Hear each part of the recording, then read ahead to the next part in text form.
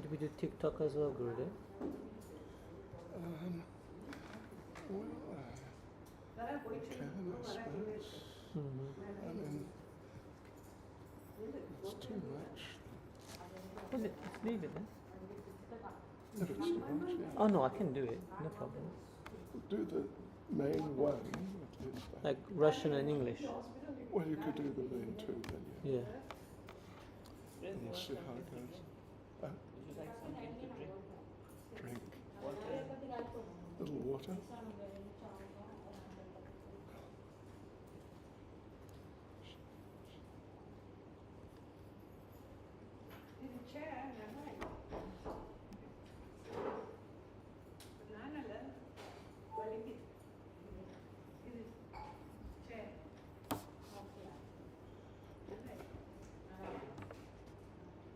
So,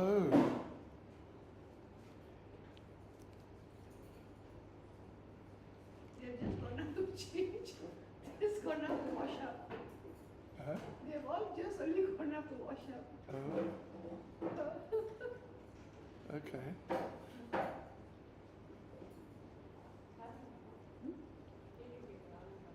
Well, we can wait a few minutes. These are the questions. There are more coming, Gurudev. This is just some. Oh, I see.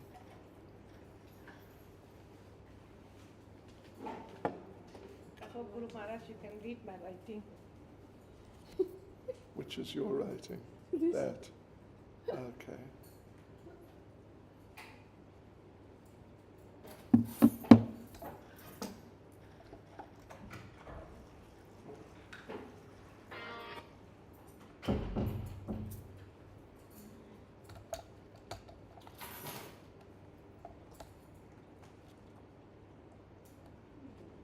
Okay.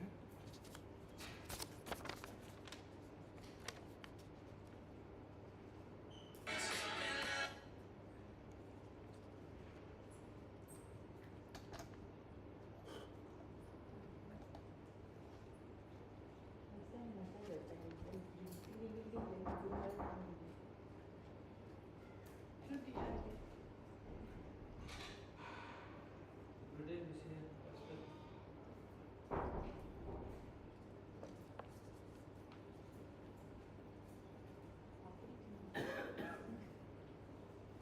So we'll wait 5 minutes or something, see if a few more devotees come.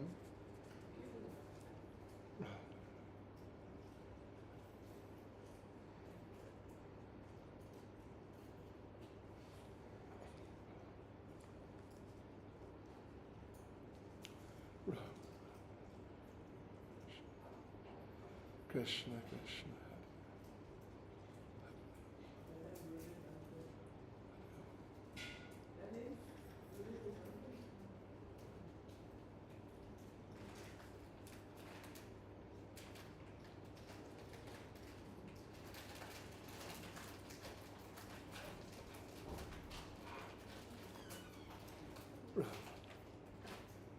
Hare.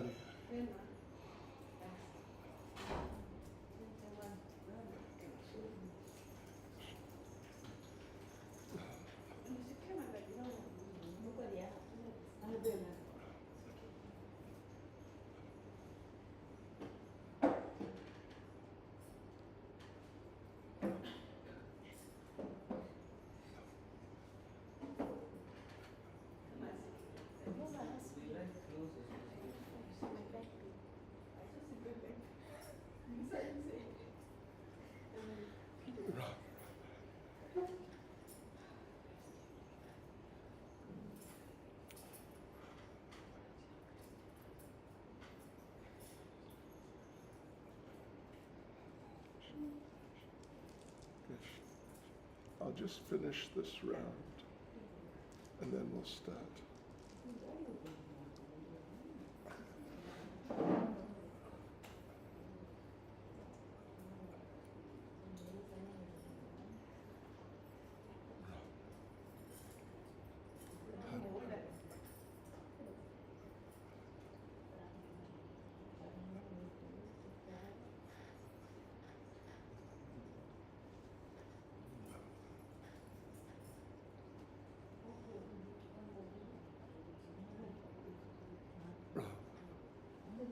So Radhika, we're having questions and answers. Yeah, okay.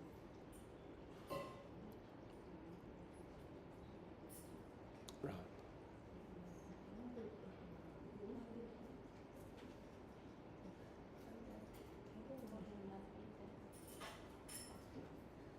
Right.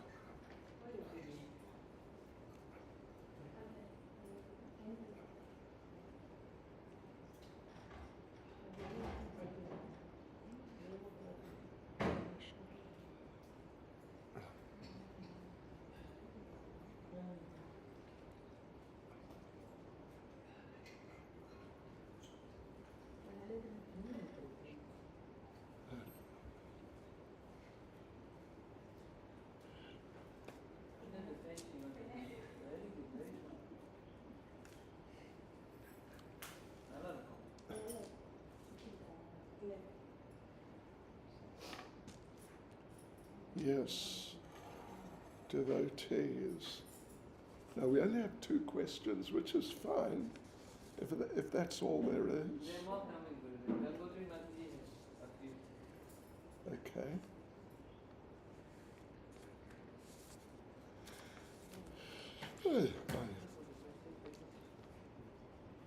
So let us begin. Nama Om Vishnupada Krishna Presta Bhutale Shrimati Bhakti Vedanta Swananiti Namane Namaste Saraswati Deve Gauravani Pracharane Nirvishesha Shunyavadi Paschitya Deshatarane Vanchakapatrurubhyascha Kripa Sindhubhya Evacha Patitanam Pavanebhyo Vaishnavebhyo Namo Namaha Sri Krishna Chaitanya Prabhu Nityananda Shri Advaita Gadadhar Shivasadi Gaura Bhakta Vrinda Hare Krishna Krishna Krishna Hare Hare Hare Rama Rama Rama Hare Hare. Yes, devotees, so question. Okay. Here's a serious question. How to remain spiritually strong when the mind feels affected by negative environments and people? How should a devotee or servant understand and deal with this properly without developing fear and resentment? How, do you mind? Thank you. Turn off your microphone. Where are we? How to remain unaffected although we chant 16 rounds and do services. Sometimes when we're around such persons, our own mind becomes heavy and negative. Is this our own mind reacting, or is this something we absorb from others? How should we protect our consciousness in such situations? Okay. Well, anyway, there's a couple of questions, I suppose, really. So first thing is how to remain spiritually strong when the mind becomes affected by negative environments, negative people, negative devotees. How should we as devotees understand and deal with these situations properly without becoming fearful and resentful? Well, you know, first thing I'll say is that Krishna is in control. And, well, you know, it's said famously by Prabhupada, not a blade of grass moves without the hand of the Lord, that sort of idea. Everything, even in the most minute detail, is under the Lord's control. And for us as devotees, we need to learn how to deal with all different types of situations, because at least ultimately, I mean, just ultimately, we're all going to have to deal with the time of death. And, you know, it is generally understood to be a painful and, you know, emotionally, psychologically, physically, stressful, challenging type of situation. I think we all understand that basically. So in the meantime, I mean, this is just a start of looking at the situation. In the meantime, we have to face difficult situations and learn how to face them. Otherwise, if everything, you know, in the material world, it's never just going to be just everything's just fine and just fine and fine and just all the time, and for years and years it's just fine. It's the material world. This is not going to happen. Things are going to happen, for sure. But if we don't, so we need situations which generally will not be as bad as the time of death, but they are, you know, they're sort of demanding situations to some degree. Otherwise, you know, if everything is just fine all the time and suddenly death comes, which is just really very extreme, then what are we going to do? We won't be practiced. We need some practice at, you know, keeping a cool head despite there being some challenges. So that's one point. You know, otherwise, if you go from just happy days to, you know, just a very challenging situation, you won't be ready for it. So that's one point. And therefore Krishna arranges different things, puts us through or lets us get put through certain situations. So, but the thing is, this is, you know, sort of continuing the same point, but it's also a somewhat different point, to some degree at least. Krishna is in control, and Krishna, well, I had one godbrother, he passed away quite a few years ago. He was very, very stalwart devotee in England. And he asked Prabhupada once, will Krishna ever put us in a situation which we are just not going to be able to deal with, and therefore we are just going to get sort of smashed, no matter how hard we try or no matter how much anyone tries to help us or anything. We're just going to end up just sort of devastated. And Srila Prabhupada said, no, Krishna will never put us in a situation which we're not able to deal with if we really surrender and really try to be Krishna conscious.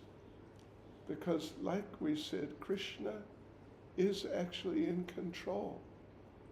But one of the problems when you encounter a situation which sort of throws you off balance a bit or something like that, is that it's not unusual that some devotees, they just get sort of knocked off balance, really off balance.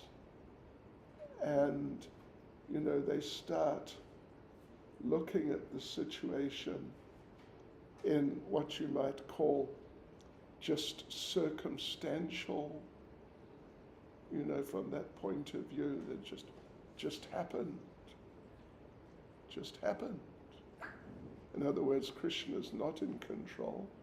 It didn't happen because it's not that Krishna allowed it to happen, and it's not that Krishna wants me to learn something from it, so therefore it's actually educational. It's just, bang, I got attacked, and what could I do? So it's never like that. But the thing is, it's challenging facing difficult situations, particularly if they're, seem to be very challenging. But we have to try and remember these things, like what I've been saying, and have faith that if I pray to Krishna, if I really try to take shelter of Krishna and deal with the situation in nice Krishna conscious ways, then we should really try at least our best to have that faith that if I do apply myself the best I really can, then by Krishna's mercy, I will get through. Yeah. Instead of just, it's too much. And it's just the circumstances and there's nothing I can do. And so, therefore, like Arjuna in the first chapter or so of Bhagavad Gita, that, all these family members and all these different ideas I've got, and so, so all right, Krishna, I'm not going to fight Krishna because it's too much. So if you want the battle fought, you fight it, and I will sit down and sulk and cry, literally, and so on like that. Yes, so now to deal with the situation which along the lines of what is being said, it's not that it's easy, particularly if you're not used to dealing with demanding, difficult situations with difficult people and, like that. If you're not used to it, then you can easily get sort of knocked off balance. So, but Krishna consciousness is for making progress. That's what it's for. It's not just to have a comfortable life with nice friends and doing just nice things, and so everything's just nice.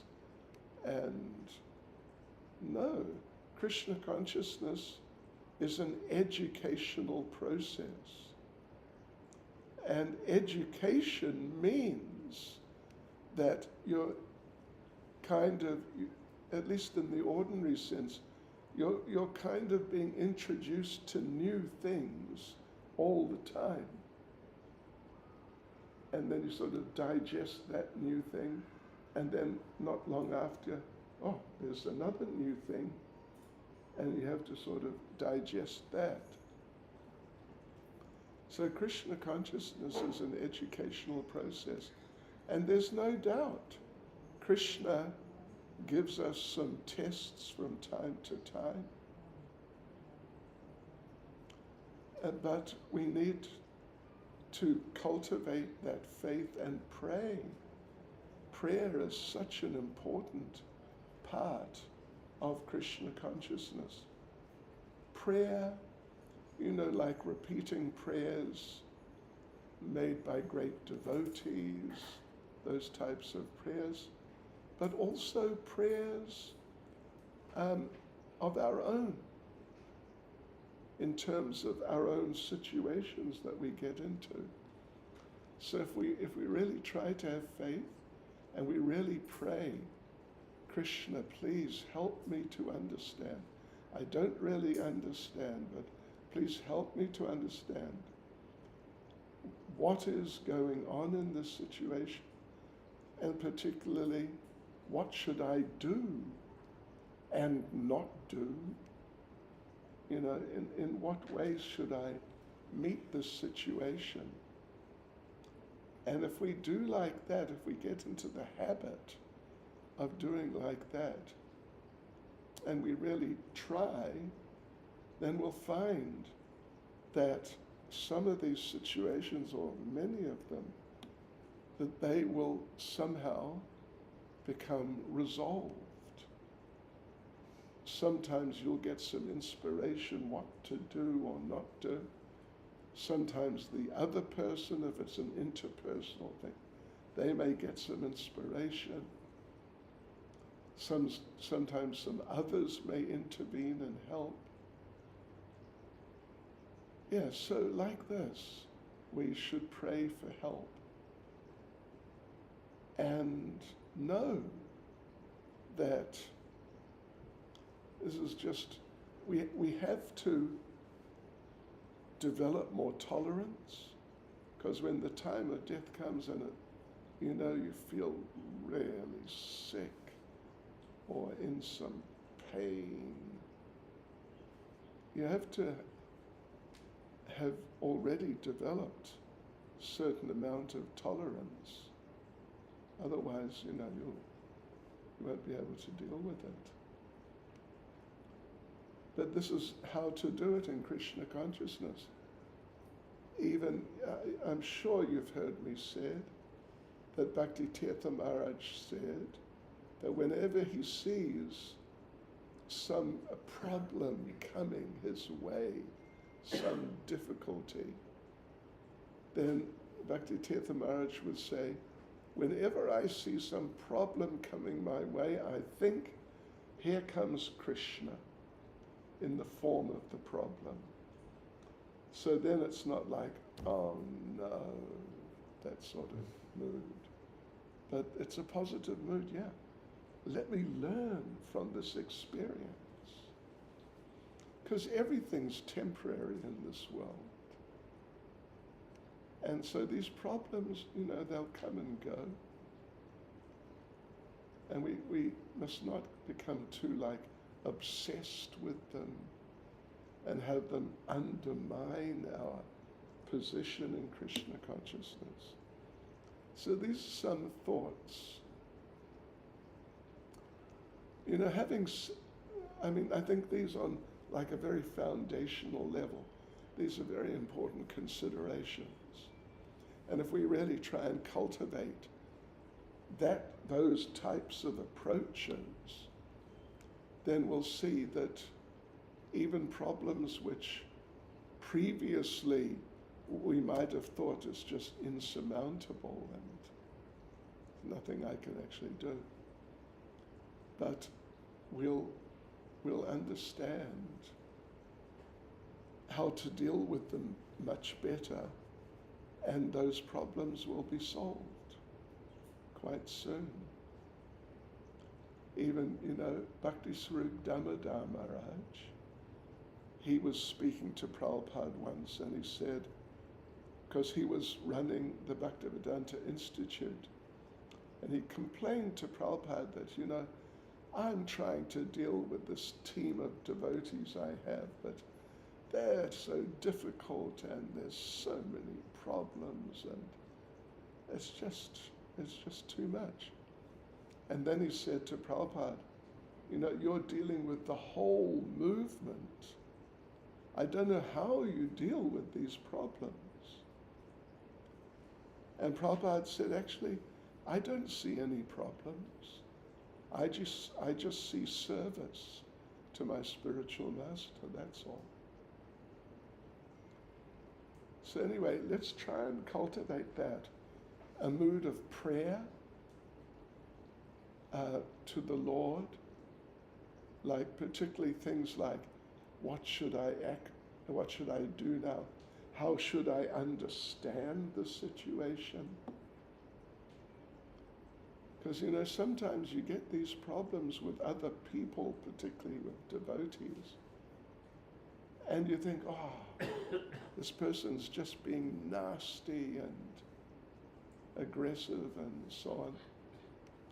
Of course, sometimes it may happen, but actually in so many cases, the person is becoming unpleasant just because they have problems of their own, and they don't know what to do about the problems, so therefore they become sort of a bit angry with anyone, and it may end up being you.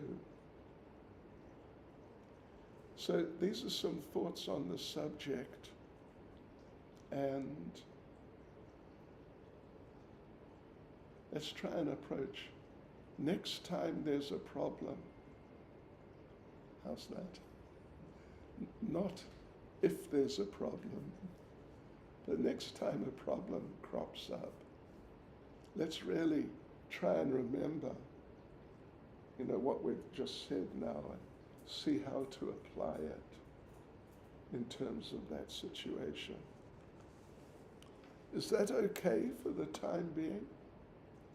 I don't know whose question it was, and yours.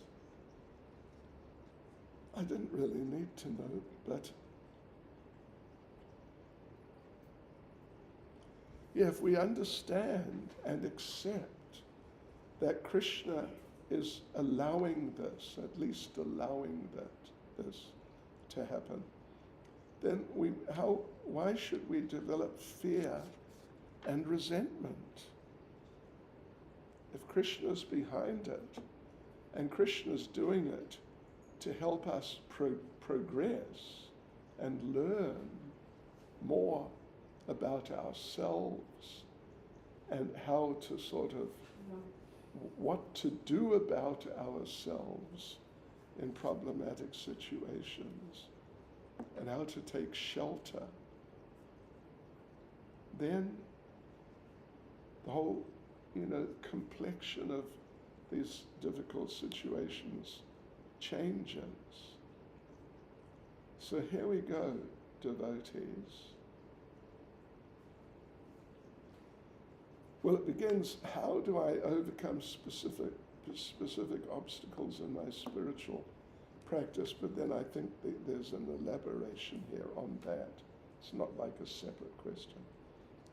Due to age and ongoing health issues, I sometimes find it difficult to focus and perform my daily duties and sadhana regularly. This inconsistency often leaves me feeling discouraged and depressed. I humbly seek your guidance on how I should practice Krishna consciousness in such circumstances,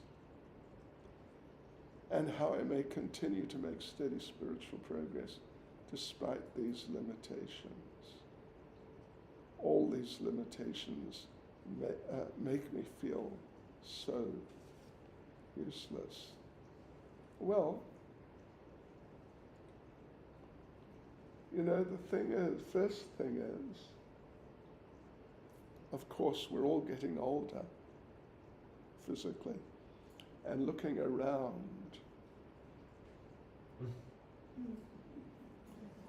there's only one young person here.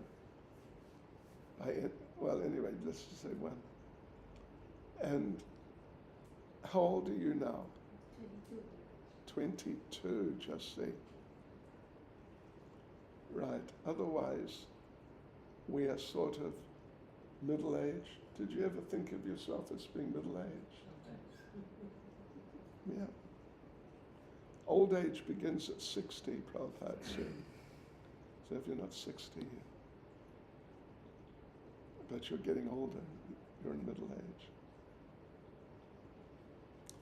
So, you know, one important thing is, and Prabhupada himself did this, is it's not that you are getting older, it's your body. So as your body gets older, you have to learn that you cannot physically do what you used to do. And if you keep trying, or sometimes trying to do what you used to do physically, then you're going to hurt yourself. Yeah, you're going to hurt yourself. I mean, it's happened to me on a number of occasions. And I'm sure it's happened to some of you. Keep pushing yourself.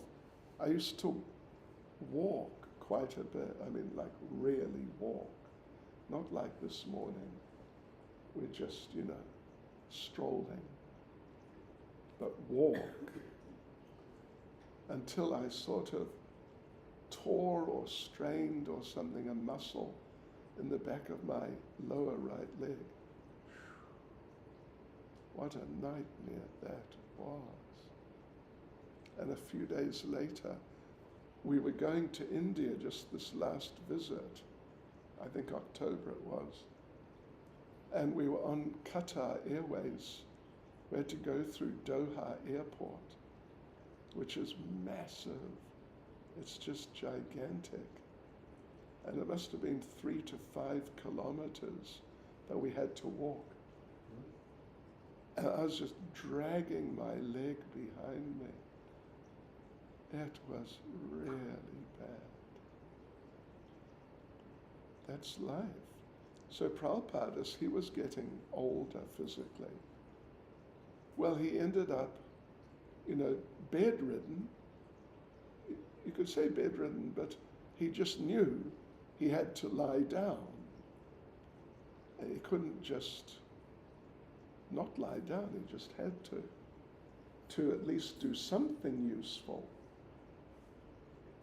So we have to learn to, you could say, pace ourselves as we get older and make some decisions from time to time, what I can do and what I can't do, or what it may be better that I don't sort of continue trying to do. We have to use our intelligence because these bodies are just machines. We are not these bodies. So if we do adjust, try to adjust intelligently in these types of terms, it's not just that we're being weak or, like not serious in Krishna consciousness. It's just a matter of,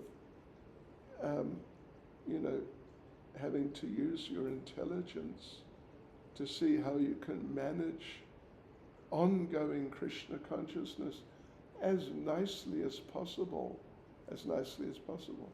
without doing your body some harm. Yeah. And even in a sense the mind, because the mind is part of the subtle body. And as the physical gross body can and does get damaged, the mental body, the subtle body, can also get damaged, particularly if we're trying, in this context, particularly if we're trying to do more than we really can. So these things need to be there in our minds, in our intelligences. And you know what we need? We also need a good doctor. I'm so fortunate I generally don't have to pay for doctors.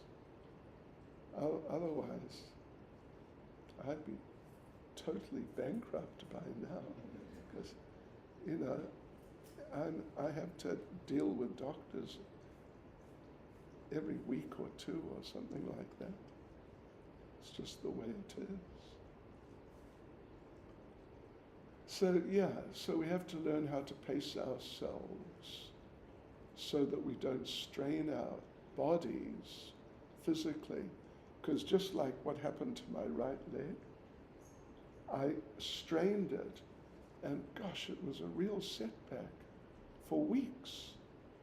I was on the parikrama, And about, I think, the first 10 days or something, I forget, but I couldn't go out. Some days I couldn't go out at all. And other days they just drove me somewhere and I waited for the devotees to come. Yeah. So anyway, yeah, we've got to be careful and we've got to have good as reasonably possible medical attention. And, you know, you could all take shelter of Sachi Prema Devi Dasi, because she might give you free medical treatment as devotees anyway, I don't know. Yeah, but you definitely need, you know, when I was young, I never went to the doctor for years and decades. Only maybe when I was started like being 50 or so, started going to the doctor a bit, otherwise practically never, ever.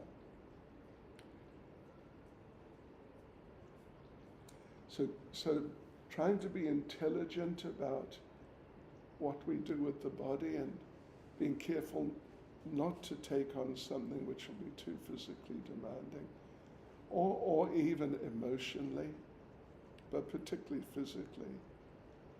You know, this is vital, because, you know, our devotees are so nice. They'll always, if they're not experienced, if they're younger, they'll always say, yes, sure, you can do it, no problem. But they don't know what it's like to get old physically.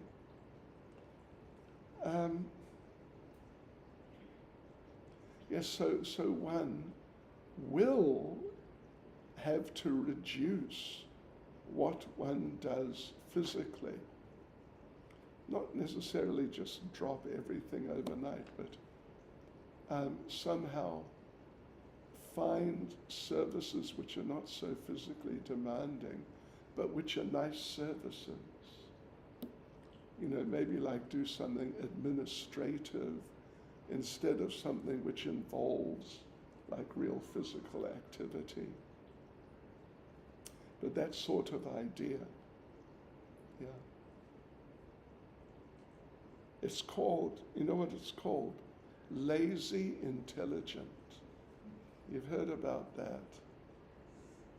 There's what?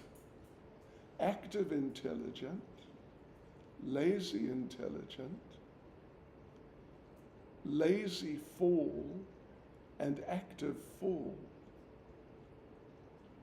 And you know which one is the worst. The active fool is the worst, because lazy fool will not do so many things which he or she can just mess up. But active fool just run around making messes and, oh yeah. And you might think that active intelligent is the best because you're doing so much. And I mean, it's definitely better than being an active fool or lazy fool. But actually, lazy intelligent is the best and most effective.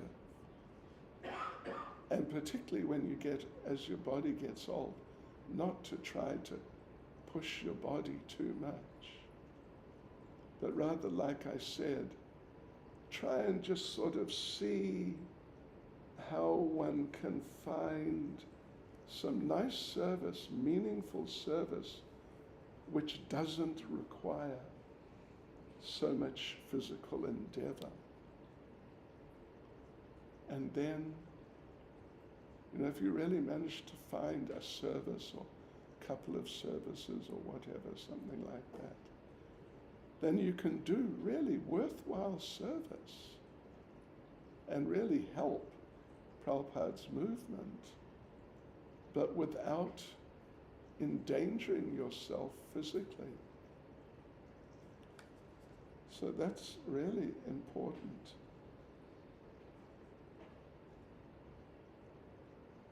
Yeah, and it's said here, all these limitations make me feel so useless.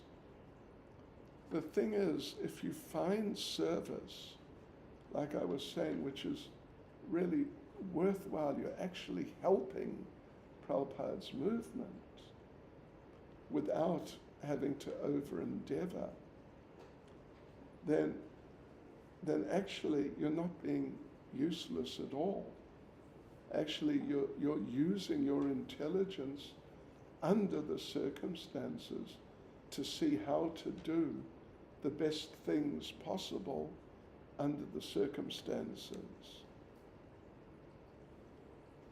And so there's no need to feel useless. Yeah. Like when you get older, I mean, it depends, but you might need to sleep more or lie down more. That is the biggest problem. I can't sleep because of the heavy medication I'm taking. Okay, well, heavy medication. Sometimes at 1 o'clock, 2 o'clock, I'm still lying awake. I try to go to bed early. Then I have to rely on sleeping tablets to get sleep. Anyway, if someone is in a situation like that, in one way or another, then it may well be, not just may well, but one should get at least a second opinion, if not a third, because most of these physical conditions, there are different ways of dealing with them actually. I've changed my medication so many times. These ones are okay, but I can't get sleep. Maybe it's my thyroid or maybe the heart medicines, the blood thinners, cholesterol medicines. I'm taking about 8 in the morning and 3 at night. Now they've added iron tablets, and that has made my body so bloated like that. When I can't sleep, my mind is so active like that at night. I just can't sleep. And when I can't sleep, my leg swells up And try. Feel breathlessness. Anyway, one needs good medical attention. Try to see, and it's a little difficult to find qualified people, but try to find some people like doctors who are more on the natural side. Okay. Yeah. Many of them are not competent actually, but there are some who are really competent, and with natural types of medication, at least they can help many types of situations. Yeah. Have you been to one of these Ayurvedic clinics? Actually, I went to India for Ayurvedic, but they said Ayurvedic won't be able to help you. You have to go for the bypass.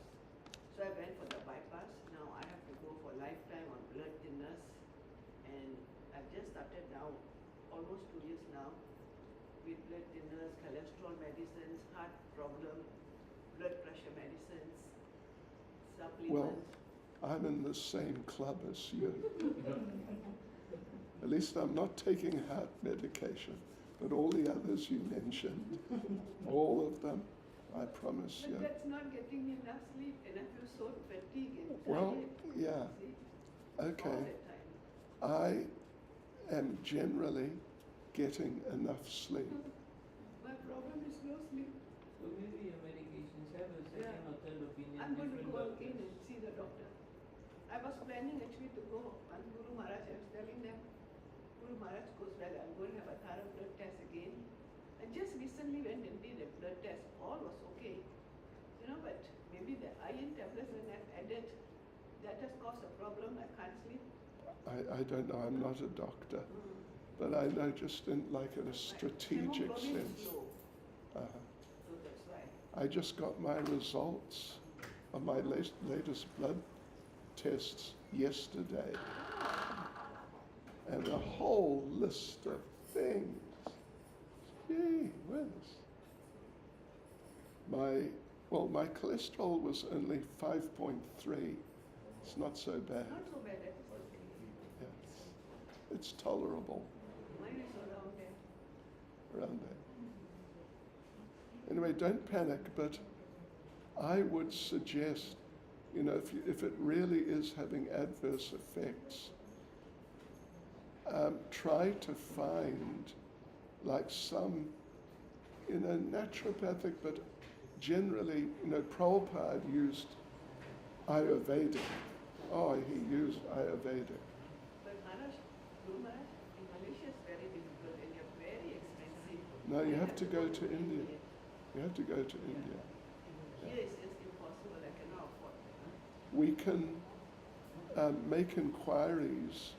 I mean, there are, like in the Ujjain temple, they have, some people, Ayurvedic people. It's a whole Ayurvedic clinic in the temple. I don't know what their level of qualification is, but I just know they're there. And then there are others. But let us inquire and you can see.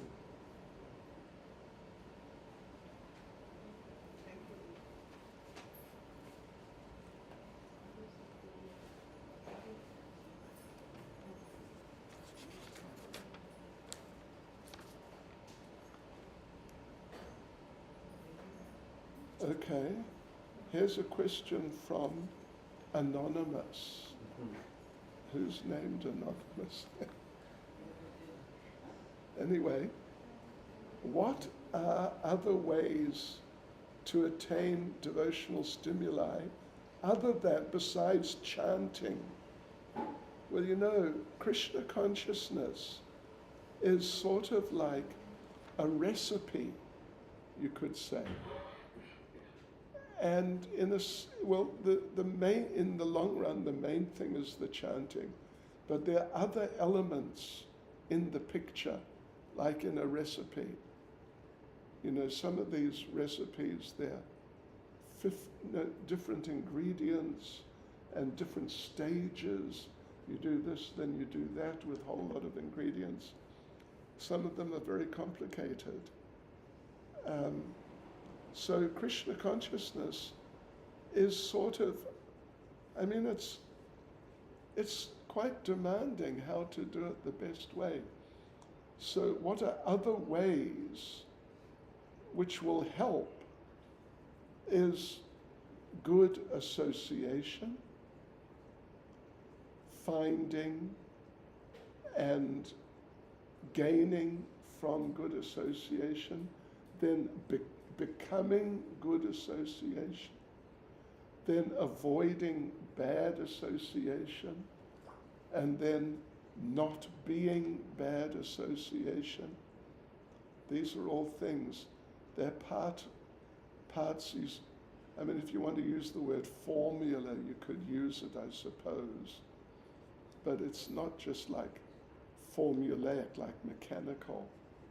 It's scientific, and all these things are sensitive and have to be worked on in sensitive ways. But also diet is another thing in Krishna consciousness. What service you're doing, and just in general, keeping an eye on yourself in the sense of your attitudes, your moods, your states of mind. These are all, they have to be given attention in and of themselves. I remember when I was a very new devotee, we had this one boy, this is 1973, and whenever you asked him a question, he had one answer: just chant Hare Krishna. I'm feeling really tired. Just chant Hare Krishna. Oh, I'm feeling sick. Just chant Hare Krishna. Oh, I don't know what service I should do, just chant Hare Krishna. And so on. And really, it was quite something. So, but it's not that simple. It's not that simple. So we need to give attention in terms of our association, in terms of our service, in terms of our consciousness, our moods, our attitudes, in terms of our health, and in terms of how we are studying Prabhupada's books, who we associate with, who we give association to. It's a whole, it's a whole recipe, you could say, with all different amounts of this, different types of that, and so on and so forth. And the thing is, if we do, the more we try to work these things out, and the more, we pray to Krishna, and we actually become able to improve our consciousness, our attitudes, our relationships, our diet, our reading practices, studying practices, all these things, then the more our chanting will become easier.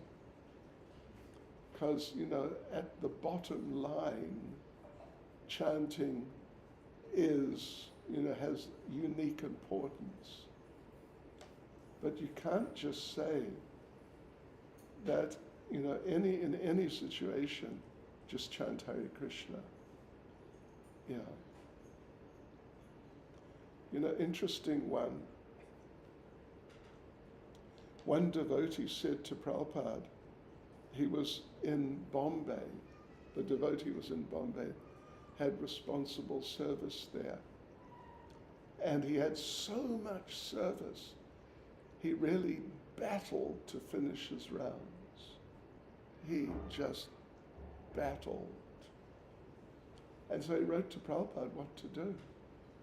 And Prabhupada said, well, if the service is really so absolutely essential, you must do it. And, oh no, so what, he was complaining, I don't have time to read. I don't have time to read. It wasn't about chanting. I just don't have any time at all. I want to, but I just don't have time to read your books. And Prabhupada said that if you serve me, Prabhupada, then through that connection with me, through service, whatever would have been revealed to you through the books will be revealed anyway. And yeah, I mean, not that we should be in like an emergency state all the time of, just got to finish this, just, now or else. We shouldn't be like on a marathon all the time, or in a crisis situation all the time. Every now and then, things get a bit, extraordinary. But we shouldn't be in an extraordinary state or under extraordinary pressure all the time, because we will break. And when a person has broken, if a person, even if they're pushed hard but they're hanging in there, that can be all right. But if a person gets to the point where they break, then to put them back together can be extremely difficult. What's the difference between demons killed by different avatars of Lord Krishna, Lord Ram, Lord Nrsimhadev? Well, Prabhupada talks about this, Jiva Goswami talks about this in Bhakti Sandarbha, that the demons killed not by Krishna himself, they generally are not liberated. They generally have to take birth again. Yeah. Doesn't mean they're just back to point zero again. I mean, they're benefited through the contact with the Lord, but still, they don't take birth. I mean, they have to take birth again. An example in that regard is Hiranyakashipu. He wasn't killed by Krishna, exactly, but Lord Nrsimhadev is not directly Krishna himself. He had to take birth again. And then he was killed by Lord Ram. Then he had to take birth again. Only when finally he was killed by Krishna as Shishupal, then he was liberated. Otherwise, demons killed by other forms of the Lord, of course they get great benefit. And generally they're sort of on the right path, so to speak. But really it's only demons killed by Krishna himself who they're just liberated. What is the order to visit holy dhams like Puri, Sri Mayapur, Sri Vrindavan, Sri Rangam? Are the potencies of these holy places equal or superior?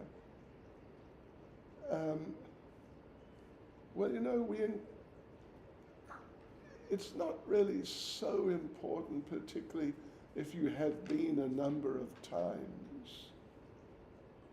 But in a sort of classical sense, it's nice to take shelter of Lord Chaitanya first, Lord Nityananda, of course. And then you could go to Puri, or you could go to Vrindavan. You could go to Vrindavan, take shelter of Krishna. Sri Rangam, it's nice. It's more secondary because, Ranganath is a Vishnu avatar's Vaikuntha deity. But it's nice to visit these places. It's one of the 5 main devotional activities. Sadhusanga Nama Kirtan Bhagavat Shravan, Mathura Vas, Sri Murtir, Shradaya Seva. Mathura Vas literally means to live in Mathura, but in a broader sense, it means to live in a sacred place, which means make your place, your residence, sacred. Make it into Vrindavan or Puri or whatever like that. I prefer to read Srila Prabhupada's books online. Is that okay? Yes. How about a one-word answer? Of course it's okay. As long as you read them. Okay, devotees, let's see. Well, this is interesting. I accept whatever the Lord gives me or puts me in my life, puts to me in my life. Can I wish not to take birth in the material world again? So this is my last birth. Is it okay for one to think like this? Yeah. Prabhupada's on so many occasions advised us to go back to Godhead. Even, there's a book by Burijan Prabhu, I forget what he calls it, but it's his recollections of his association with Prabhupada. And he tells the story of one time in Japan, he was with Prabhupada in Japan. And Prabhupada gave class one morning, and Prabhupada was putting some emphasis on how the advanced devotees don't worry about going back to Godhead or not. They're happy to take birth, even to go to hell, if that's what Krishna wants. Yeah, but I mean, at least they're happy to take birth again if that's what the Lord wants, to serve him in whatever way he wants. So at the end of the class, Burijan writes there that he went to Prabhupada after the class and said, Srila Prabhupada, I'm ready. I'll be happy to take birth again so I can help you in your mission again in my next life. And Prabhupada answered him.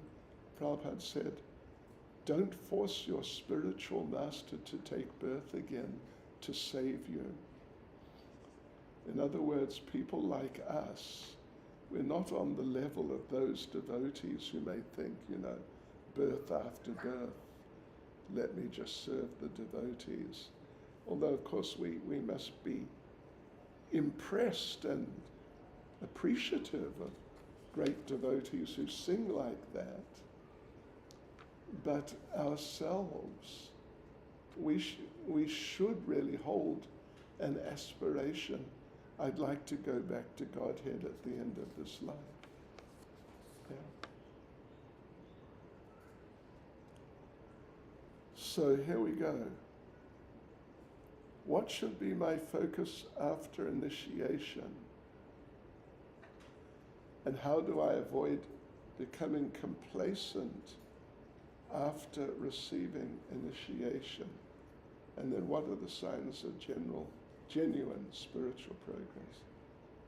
So after initiation, after you're initiated, first initiation, you are now sort of, how would you put it?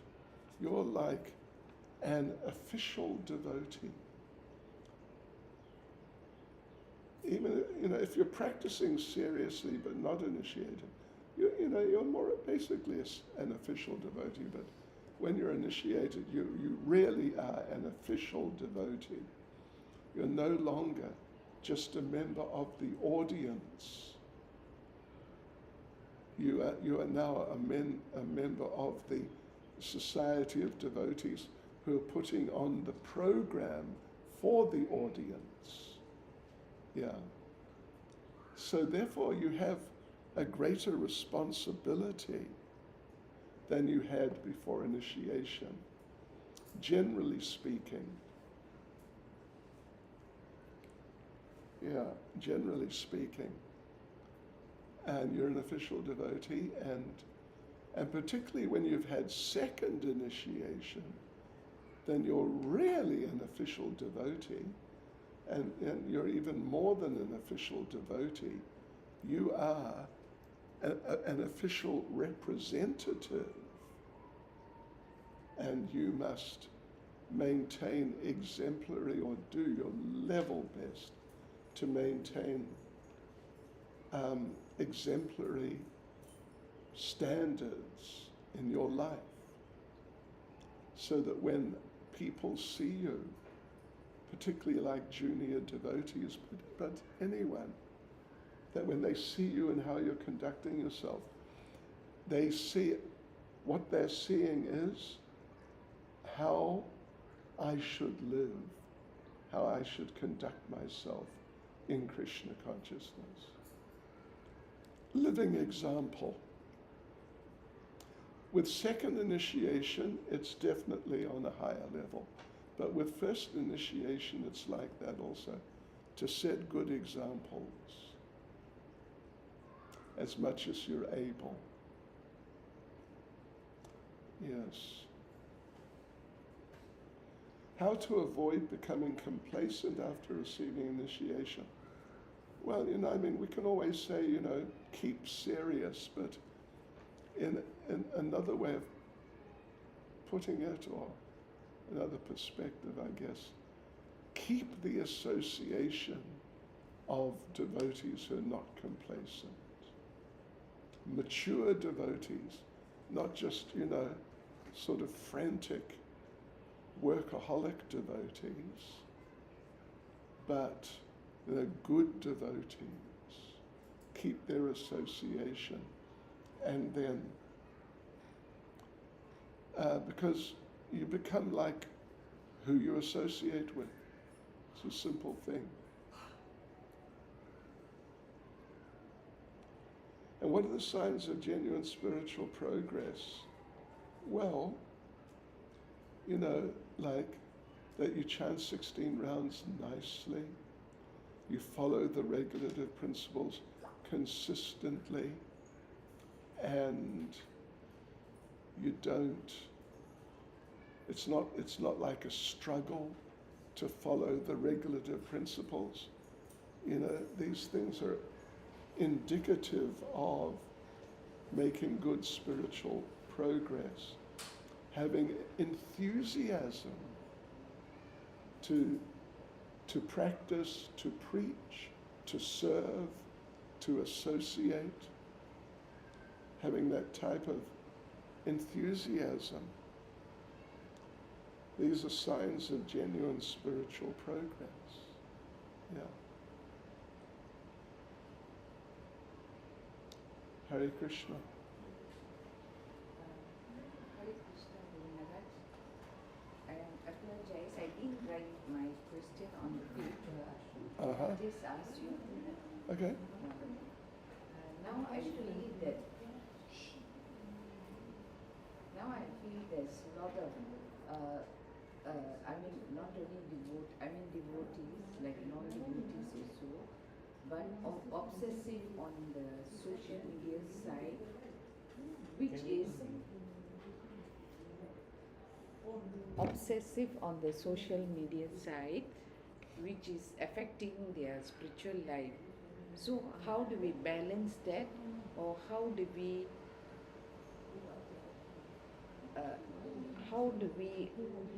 avoid becoming obsessive in social media? Because they want to progress in the spiritual life, Right, sure. but the social media is. Yeah. But I've got another question also, but I'll ask you later. Yeah, you've got to be careful about social media, because there's a lot of destructive things. Yeah. And, it's best to only involve yourself with it if you have some service to do in regard to it, like important service. Even though where I'm involved, we're on social media right at this moment, but sometimes, because you get all these, you get a certain percentage who are really not nice people. Yeah. So it's easy to become sidetracked. No, because sometimes we see devotees also when they're like even listening to a lecture, they'll be looking at that or chanting, and then also looking at this, Yeah, this it one. happens. And even when they are having prasadam with their family, they are on the social media. So how do we advise on how to get rid of this obsessiveness? Well, you have to see, are you able to advise them? Will they listen to you? No, that's why I'm asking you. Maybe you can give me a. See, if you're able, if they're the sort of person that if you go up to them and say, look, I've just been observing a little bit and, like this and that, I would like to, my humble opinion, just give some advice to reduce. So you can do like that, but if you can't do that, if you feel, you wouldn't be able to do it or they wouldn't accept it if you said, then try to get someone, if you see it being a real problem for them, try and get someone who would be more suited, would be more acceptable for them to listen to. Thank you, Madam. And this is the second.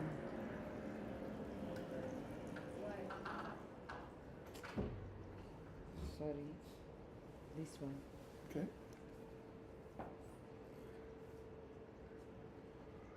Okay. So I can read these. Yes, There's yes. nothing. Yeah. What does humility actually mean? How's it expressed? And what are we all, these stupid things came up. Oh no, they're gone. How's it expressed? And what are all the symptoms? How is it developed? Well, ultimately real humility means to do your service and not get distracted from your service and not get distracted from Krishna consciousness. Just like Arjuna, when he finally surrendered to Krishna, he was killing people. It doesn't look very humble, but that was his humility, that he was doing what Krishna told him to do. If he had said, no, I don't want to hurt them, family members, respectable people, all that sort of thing, as he was saying, that would not be humility. It's just weakness of heart. Yeah.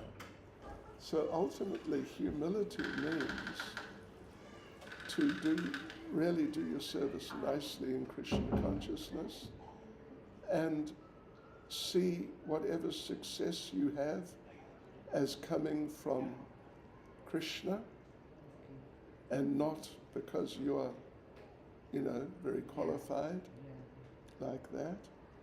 Yes. And the symptoms? Well, that's one of the main symptoms, really. We don't attribute success, any success of ours, to us in the sense of being qualified. Rather, we should think that despite me, that Krishna is so merciful that he allowed me and helped me to be successful. That's humility. Yeah. And how it's developed? Well, at least a very important part of developing humility is to really chant attentively, because that'll soften the heart. We were talking last night about softening the heart. Yeah.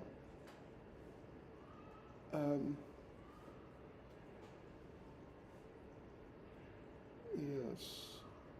Try and chant nicely, and try and serve the devotees. Could be anyone. Serve the senior devotees is the best ultimately, but actually to serve any devotees is really good. Then, I missed that, but I'm partially deaf. Yeah. What instruction or advice for a woman who's about to enter the Grihastha ashram? Well, I think the simplest thing Prabhupada gave, and other devotees have sort of expanded, a Grihastha instruction manual. Yeah. And it's quite substantial. Yeah. And there is a Grihastha ministry. I don't know if they ever came here. The devotee's name, the man is Parthasarathi. We had a seminar in the temple. So anyway, there's a ministry, and so people who want to be or in the process of entering Grihastha ashram, they should avail themselves of those literatures and that association and instruction, getting instruction from such devotees. How can one be freed from negativity or envy from another person? Yeah. If someone is envious of you, No, this is not my question. no, it's but from just a friend you, of mine. Yeah. whoever you are. Well, You know, a nice thing to do is render service to them, because and keep doing it, because it's very difficult to be envious of people who are sincerely nice to you. If you get angry with them, then they'll just become more negative. Yeah. But you can also, I mean, in some cases, you can ask senior devotees to, like, organize a meeting between you and the other person to kind of examine the situation and give some input to both parties of how to improve. These are questions from my friend, actually, From? India. I see. Okay. There's one question here. Thank you, Guru Maharaj. Hare Krishna.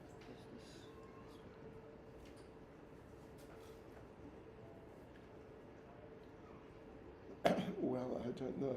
I have a small family. If any misfortune happens, particularly like passing away, what is the simplest funeral ceremony and prayer to perform without the family? Well, you know what Arjuna was going to do after he, when the 10th child of the Brahmin couple died, even though he gave his word, I will protect this child. If I can't, I'll build a fire, step into it, and just commit suicide. So the simplest funeral ceremony would be to ask some devotees, just please get some wood together. I mean, that's really the simplest. Just they've got to know how much wood, it's quite a bit, and just put my dead body on the wood when you've already passed away, and just let my body be burnt up.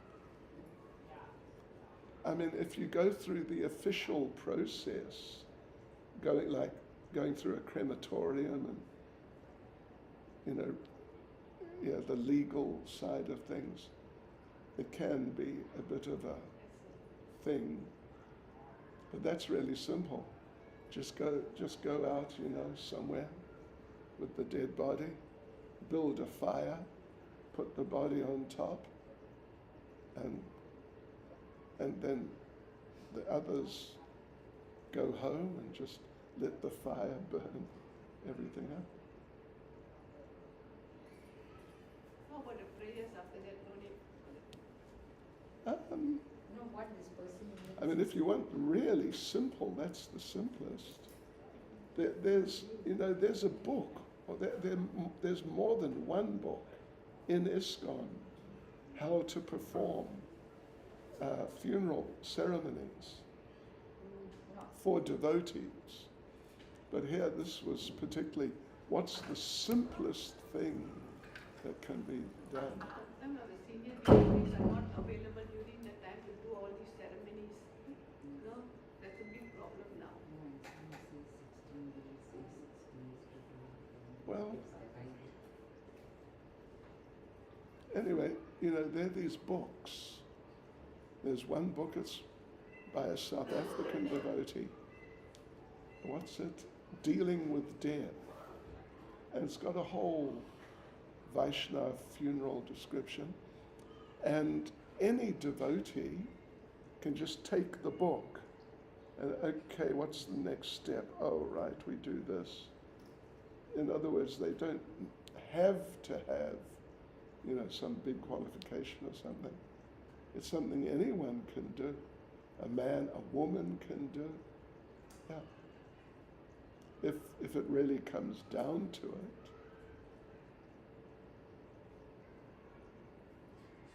There's two questions from TikTok. I see. Mataji sent it to me. Okay. How to make it easier. So the first question is, how long does it take to understand yoga? How long does? it take to understand yoga? How long, in the age of Kali, how long does it take to understand yoga? Yeah. Well, it's a personal thing. It depends on the person. Yeah, well, they can hear. It depends on the person who's trying to understand and what type of yoga. But if someone is a devotee or like really intelligent, then it doesn't take long, because you just associate with devotees, read Prabhupada's books, and very soon you'll understand that bhakti yoga is the highest yoga. Bhagavad Gita chapter 6 verse 47. But if someone's one of these, beat around the bush people, they can take years and not understand yoga. Because ultimately to understand yoga means to understand that we have to practice bhakti yoga. Because it's the only yoga which will give the result of yoga, the real result. In Kali Yuga, all the other forms of yoga, without bhakti yoga, they cannot give the result. Second question. Second question is from the Russian page. Somebody who's Russian, so she can't read the name. But his question is, why chant only the Hare Krishna mantra? Why not any other mantra? So the question is, why chant only the Hare Krishna mantra? Why not any other mantra? Well, if you've been involved in Krishna consciousness even just for a little while, you would know that we don't only chant the Hare Krishna mantra. No, we definitely chant Prabhupada's pranam mantras, for example, the Panchatattva Maha Mantra. We sing Jai Radha Madhava at the beginning of classes. We do Prema Dwani, Jayam Vishnupad, etc. at the end of kirtans. These are all mantras. But having said that, we mainly focus on the Hare Krishna Maha Mantra because it is the Maha Mantra. And the other mantras, even the ones that I've mentioned, they're bona fide Vaishnava Krishna conscious mantras, but they're not on the same level as the Hare Krishna mantra, and they're not as beneficial as chanting the Hare Krishna Maha Mantra.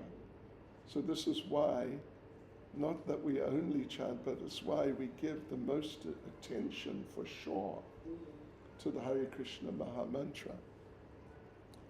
Is that okay? I think it's okay. Alright. Any other questions? Anyone has any other questions? Okay. Okay.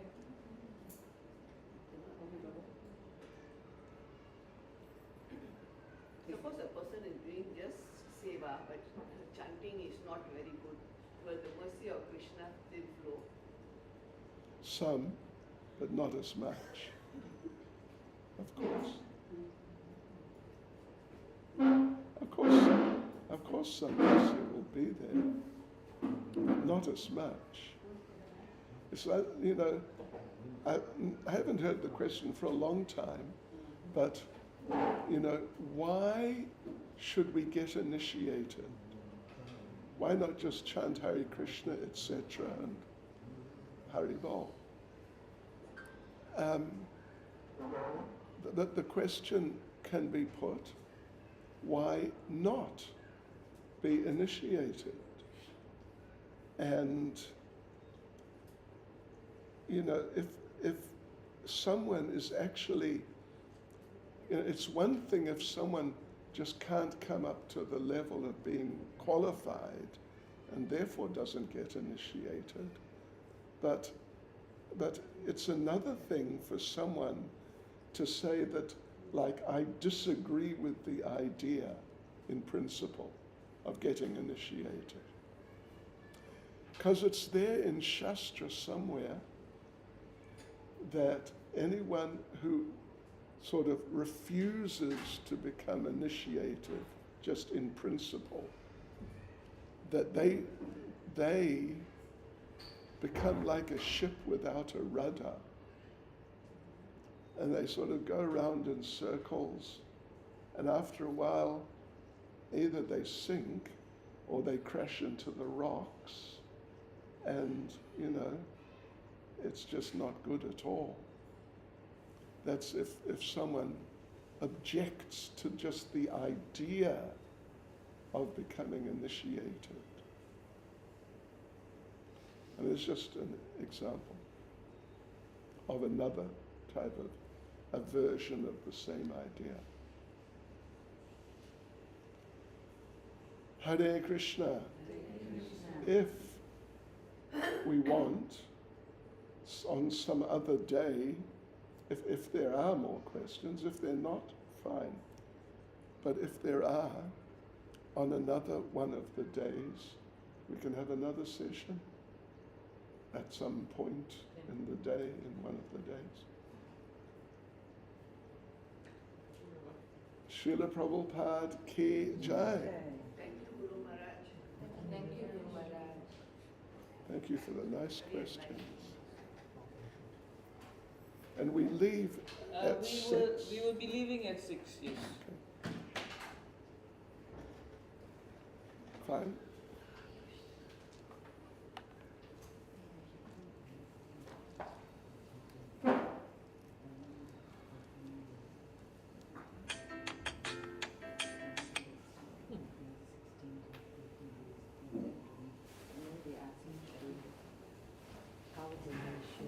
Person about the person who dies. You see, like in Hinduism, they got 8 days prayers, they got 16 days prayers.